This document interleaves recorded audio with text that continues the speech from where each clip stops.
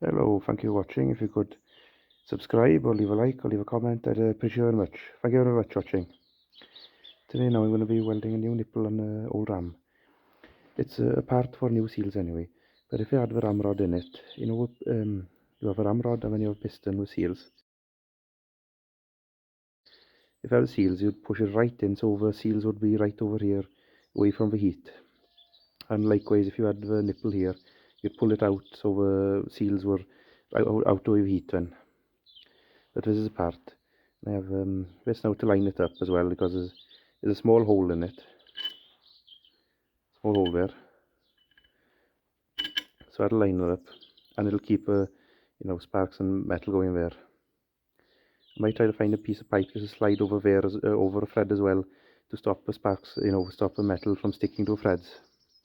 You could always get an old pipe or something and screw it on to save it, but yeah, I'll do that now then. Maybe not the prettiest speed I've made, but it'll do the job. Old one had stripped the threads and it was pretty bad anyway, so just replaced it then, really.